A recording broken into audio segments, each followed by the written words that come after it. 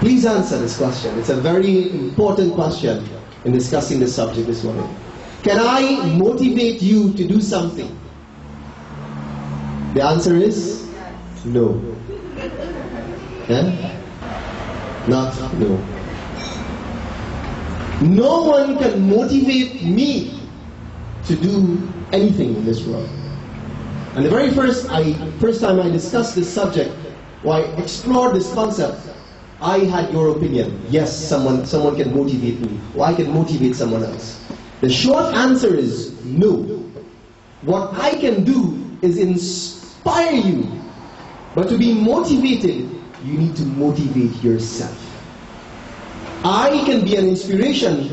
This chanting of the song might inspire you to get involved. It may inspire something in you, but you have to motivate yourself to get involved. No one can motivate. We use the words loosely, that I need to motivate this one and motivate the other. But truly, motivation is something that we must do to ourselves, for ourselves, by ourselves. What others can do for us is inspire. What you can do for someone else is be a source of inspiration. And this is why it is important to discuss the concept of motivation. What is the greatest source of motivation on the job? Somebody give me this. Where is that? Sandpaper? What is the greatest source of motivation? They give me the philosophical answer. The first one was the truth. That was the honest answer. A lot of people are motivated by money. And sometimes we see companies doing all sorts of creative things to motivate, create incentives, create recognition programs, giving nice benefits of vacations and all these other health benefits. They are intended to motivate. But sometimes we confuse and we think that I will really do better when I get that increase. When my boss gives me a little raise, I will do much better. Or when I get that promotion, I will do much better than I am doing now. But that only becomes short term. You see, people will do a lot for money. People will do more for a good leader. But people will do the most for a good belief system, for a strong belief system. People will do much. People will do a lot for money. People will do more to follow a good leader. But they will do the most when they operate on a belief system. People will do the most. People will be motivated the most when they operate from a belief system. Think of that. This morning, I would like to share with you two types of motivations. That which is external and that which is internal. And we will chant a very beautiful chopai from Tulsidas' Ramayana, Aranyakan, as we talk about the first type of motivation, that which is driven from the outside. Some of these are money, societal approval, fame, and in this instance, in this chopai, we will sing about motivation out of fear. Motivation out of fear. Sometimes we hear about using the big stick, but the big stick becomes sometimes not motivating enough. So we have to use a bigger stick, and then that too also becomes not enough. Tulsidas tells us in his chopai, in Aranyakan, a conversation between Marich and Ravan. And Ravan was using a motivator to tell Marich. He wanted Marich to help him devise and execute a plan to abduct Sitaji. He wanted to get in the way of the Lord Sri Rama. And he asked Marich, Marich, I want you to be part of this plan. And Marich said, are you sure you want to do that, Ravan? Ravan, are you sure? Think about it. Can such a mighty champion who killed Taraka and Subahu and who broke Shiva's bow and slew Khar and Dushan and Trishara, can he be an ordinary man? Ravan, please think twice. And he is trying to convince Ravan don't do what you're planning. Ravan decided, I will motivate you. I will give you a motivator to help me do what I'm asking. Please join as we chant from Tulsidas' Ramayana. Ravan says, you want to advise me?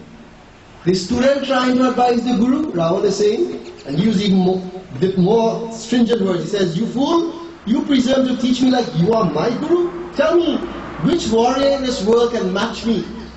And he said to Marich, and here was the motivational strategy that Ravana used in getting Marich to follow his instruction. He says,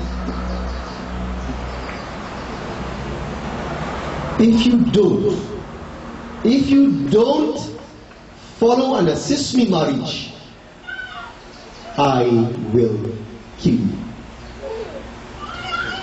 Now, isn't that a motivator? It's a do or die situation, right? Well, that's Ravan. How does this sound? If you don't do your homework, what is the consequence? What is the consequence of not doing your homework? No TV. If you don't do your homework, no sweets. If you don't help clean up and sweep or wash the wares, you can't go online with your friends on Saturday. And like this, we create external motivators out of fear. Sometimes as employers, Atma, we motivate our employees by saying, unless I am the boss and you will do as I say, not Atma, but many bosses operate on using the big stick approach. And as I said before, the big stick only works to the extent that it becomes the routine, and then you have to use a bigger stick. I came across a very beautiful example this morning in the book You Can Win by Shiv Khera. And he spoke about incentive. You know, you want somebody to do something, you tell them I'll give you a little raise at the end of the day. Or you want somebody to do something, tell them I'll give you a little more money to go line with your friends. Those are incentive type motivations. Listen to this example. Think about a donkey with a carrot dangling in front, and the donkey is pulling a cart behind. You know that example about the carrot on a stick? The donkey, we hold a carrot in front of donkey head, and we expect wherever we move the carrot, donkey will follow. The example says this: think of a donkey with a carrot dangling in front of it and a cart pulling behind. Incentive motivation will work if the donkey is what? Hungry enough. But not only that, if the carrot is sweet enough. And not only that, if the load is light enough. These three things must come together for that donkey to decide, I will move, I will walk. Think about the example. From time to time, you have to let the donkey take a bite of the carrot. Not the whole thing. Take a little piece. So you get a little increase. And you become motivated for a while. Otherwise, if you don't give the donkey a little taste, it is going to get discouraged. So that's why you always, in motivating that way, give a little taste, a little at a time. But after the donkey takes a bite, its stomach is now full. And then you need to wait for the donkey to get hungry again before it starts to pull the cart.